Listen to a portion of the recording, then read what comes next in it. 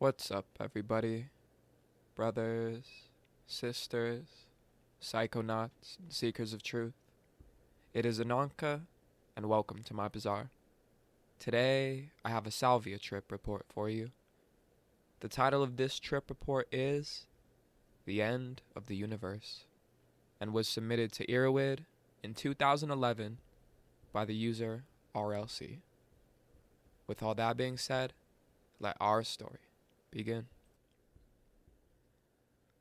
A little background in the way of an introduction and reason for my interest in Salvia divinorum.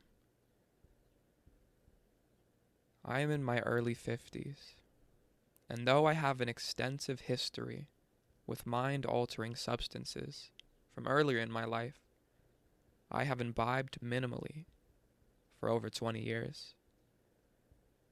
My use earlier was spiraling out of control with attendant problems, including failed, dysfunctional relationships, inability to function in a straight job, a DUI, and felony charges. After a short, sharp shock of a wake-up call, the years of moderation have been very good to me. I have a wonderful, comfortable, secure life with a wife I love and a rewarding job that I feel blessed with. I have pets, friends, and hobbies I enjoy. In spite of all of this, I also feel a little bored spiritually. But I'm abundantly aware that messing with all the good things in my life isn't the way to alleviate that feeling. Pointless drama and reckless inebriation aren't what I'm looking for. For some time, I've also been acutely aware that I have peaked as a viable organism, and I have less of my life in front of me than I have behind me. I'm accelerating toward the end of my life with each decade passing exponentially quicker than the last.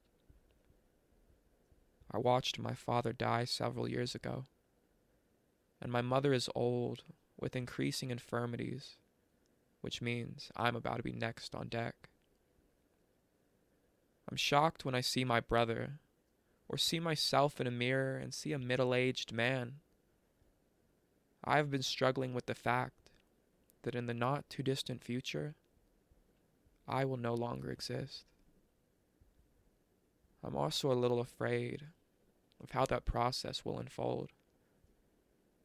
I think somewhere in all that is where my desire for something profoundly mystical in my life is coming from, and why lately I've been missing the mystical experiences that came from psychedelics.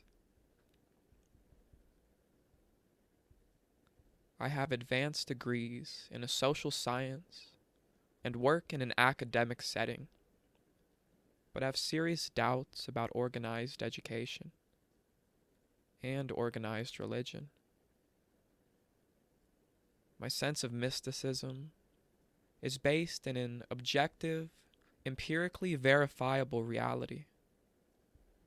Sort of like mystical states are real, but it's not a good idea to astral project in front of a fast-moving traffic or off of precipitous drops. I've been reading up on Salvia for a while now, and decided to try it for the first time a couple of days ago.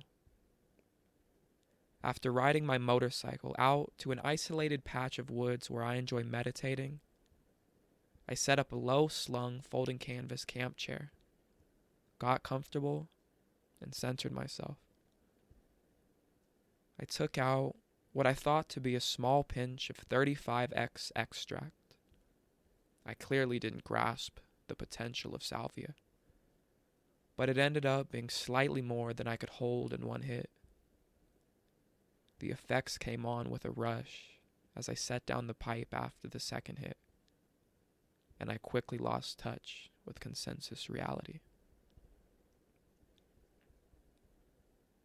I think that some of the experience was lost to my conscious memory. but I clearly remember all of existence collapsing into a bright line immediately in front of me, but stretching out to infinity on each side. Everything was lit by an incredibly bright light and surreally vivid. There was a loud rushing roar as the entire universe was collapsing and being pulled into the long, thin line.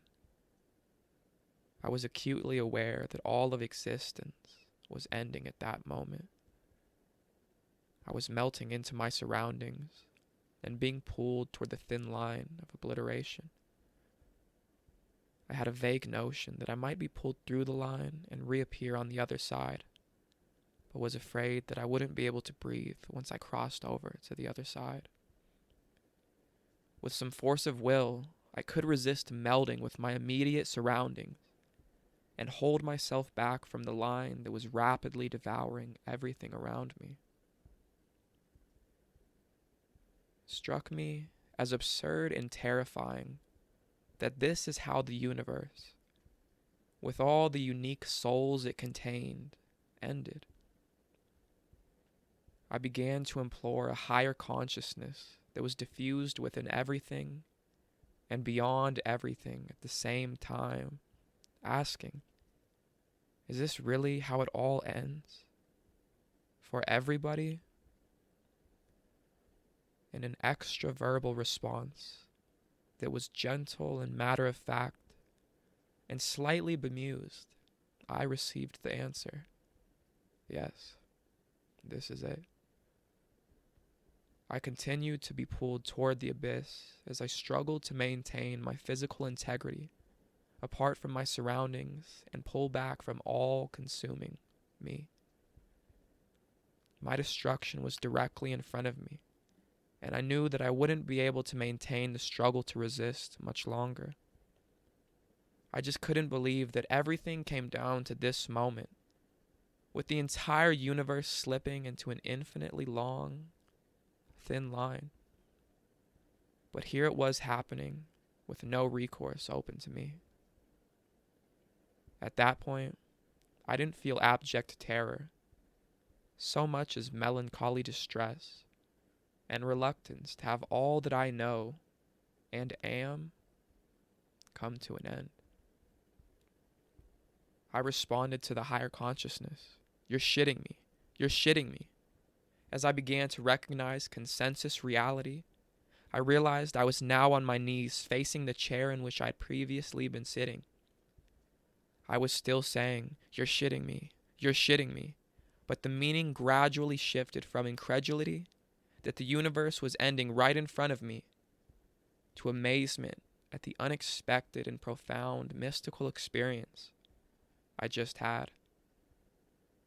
As I became more aware of consensus reality, I was flooded with relief and gratitude that I wasn't insane, and that reality as I knew it was coming back.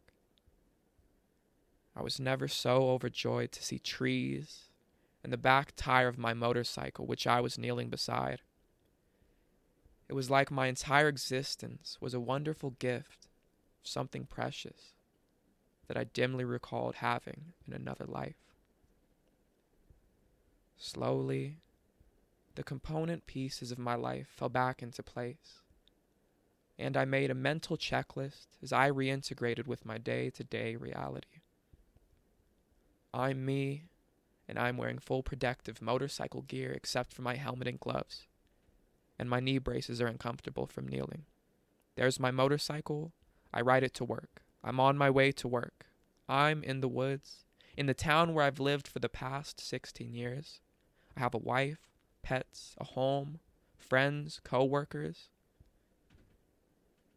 I didn't look at the time before the experience began, but based on when I left the house and how long it takes to get to the stand of trees, I'm guesstimating that the whole experience lasted around 10 minutes.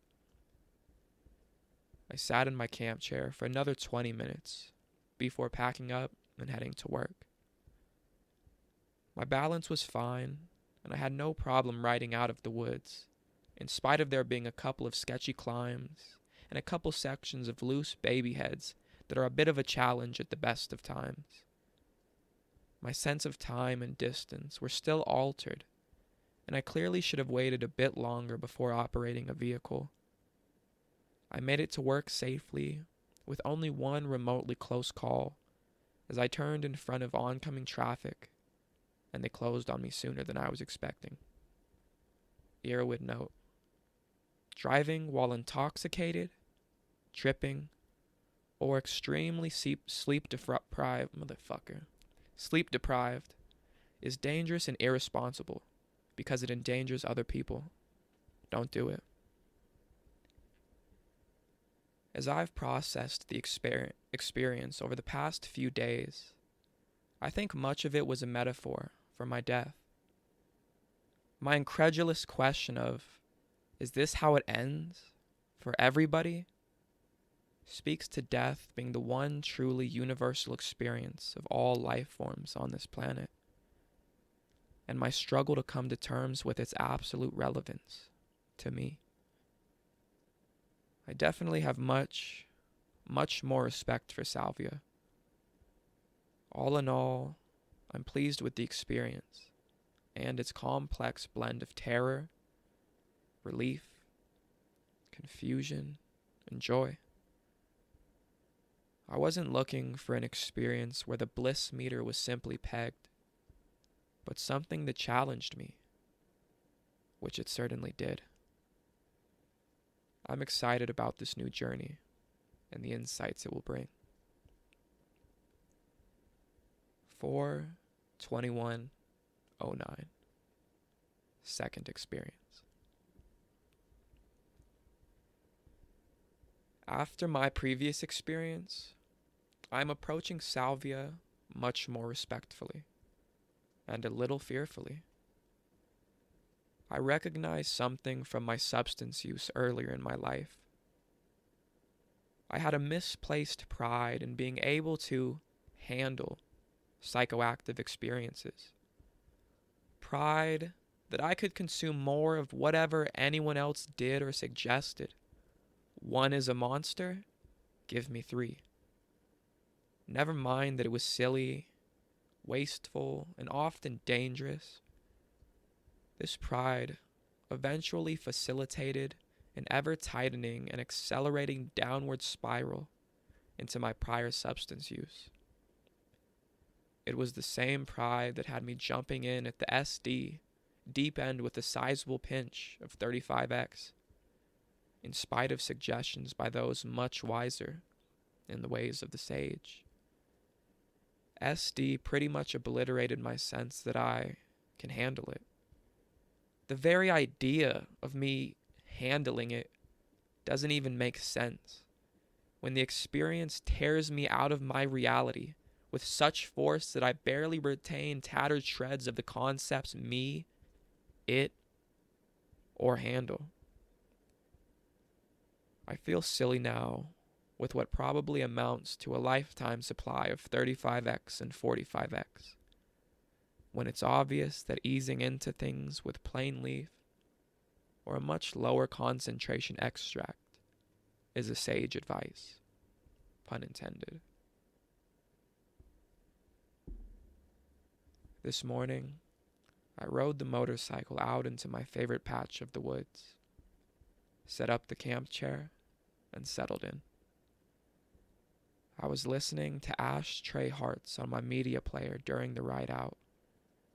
A melancholy, atmospheric sort of alt-country sound, self-identified by the band as apartment music, but decided not to have the added stimulation of music during the experience.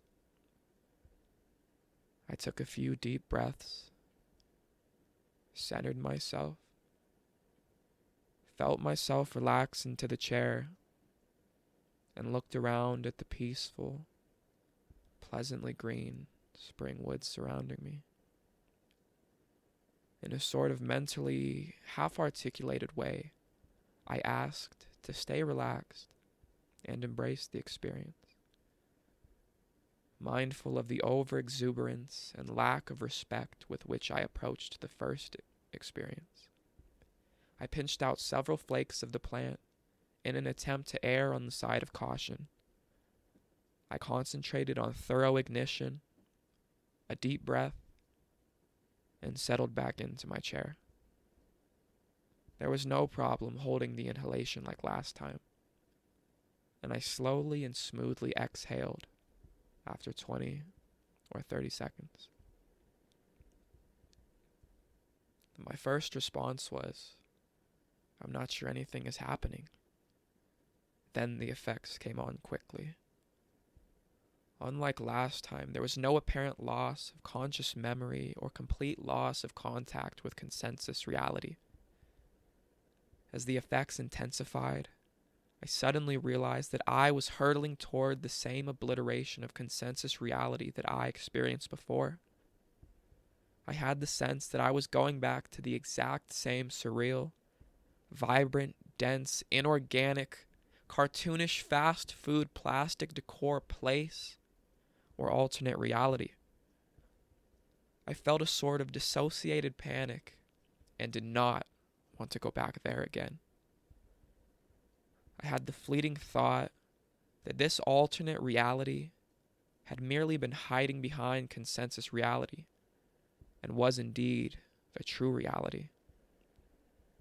I struggled mightily to maintain my increasingly tenuous hold on consensus reality. Looking around wildly, frantically repeating, "This is real, this is real," I visually grounded myself by focusing in rapid succession on a tree, my feet, the sky, my motorcycle, a tree, my hands, the earth. If I focused on anything for more than an instant, I could feel myself being drawn into the other reality, which I resisted with a panicked urgency.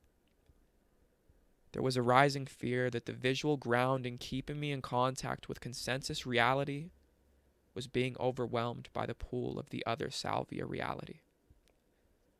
I felt the urge to get up from my chair and move through my immediate environment, touching things to make it more real. But, oddly, thought of descriptions of the experience I read recently that said people hurt themselves that way in the absence of a sitter.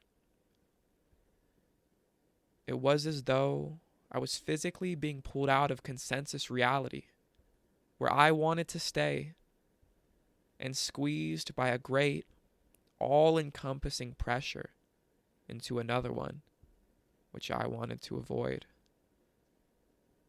To bolster the visual grounding, I started grounding myself with conceptual elements of my personal consensus reality. This will be over soon. On the internet, there is a forum of people who have also experienced this. I participate in that forum. I exist in a reality distinct from this altered experience.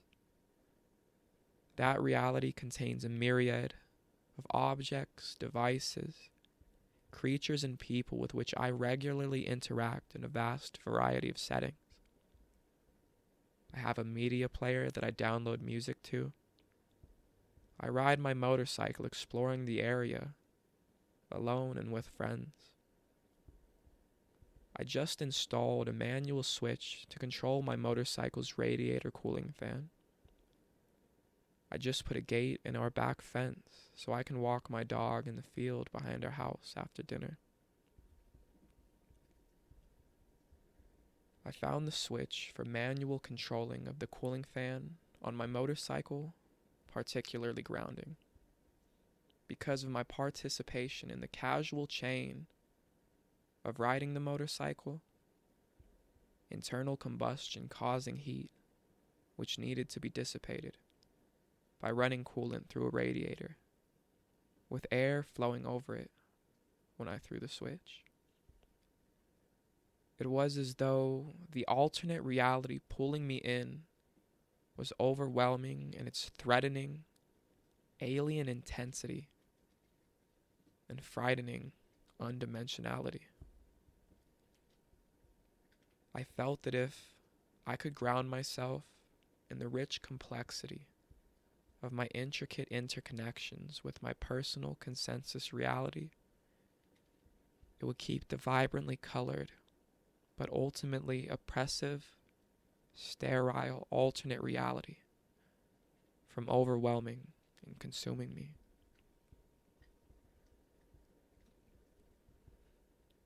As the effect waned, I felt the relief that the threat of being consumed and the struggle against it were over, and immediately thought, that certainly isn't recreational. I wondered if SD is something I wanted to continue to explore, since my reaction to its effects appeared to be immediate avoidance and struggle. I was disappointed with myself that I couldn't surrender to the experience, let alone embrace it. Instead, the instant I felt the alternate reality pulling me in, I fought against it from the very depths of my being. I thought, why am I so resistant to the ego death that comes with this experience? And it immediately struck me that I have the same visceral resistance to my physical death as a biological organism. In a clear display of pride, I was embarrassed that Mr. I can handle my substances not only can't handle it, he craps his metaphorical and metaphysical pants and runs screaming for the exit. Recalling my issues with space-time on the ride to work last time, I sit in the camp chair a bit longer, enjoying being in the cool greening woods and the lingering mild psychedelia. I eventually pack up and explore a new route out of the woods, since the creek bed I typically ride through had been closed off by a large tree that got washed away and lodged between the banks. Controlling the heavy dual sport motorcycle over the varied terrain seems effortless and oddly disconnected. I bounce over a railroad track perpendicular to the rails, bust through the brush choking the right-of-way, ride through the roller coaster dip of the creek bed beyond the tree barricade where it's stabilized into a moderate U-shape, with fist-sized limestone chunks held in place with chain-link fencing, and ride along the sketchy side hill of a large drainage channel on my way to the road. Someone has their chestnut horse, shining in the sun, on a picket in the lush grass. On the far side, and a brilliant white egret lifts up into the air from the narrow stream that meanders in the broad bottom of the channel. In my office at work, it occurs to me that the things I desperately recalled in order to ground myself in consensus reality are precisely the mundane, day-to-day things I don't want to lose through death. I feel ashamed that I find myself being annoyed at some of those same mundane, repetitious aspects of my life. I'm suddenly crying as I write this. I'm ashamed that I don't fully appreciate this wonderful, multifaceted gift that will end all too soon. I'm sobbing and have to close my office door, lest people passing think I'm losing it. I know it's inevitable and right that I die, but it's obscene that I don't even begin to fully appreciate this incredible and ephemeral gift I've been freely given. More sobbing. I feel better and have my office door open. For being disappointed that I didn't go deeper, this Salvia episode sure seems to have jarred loose some things and circumvented my relentless pseudo-intellectualization in favor of some genuine emotion.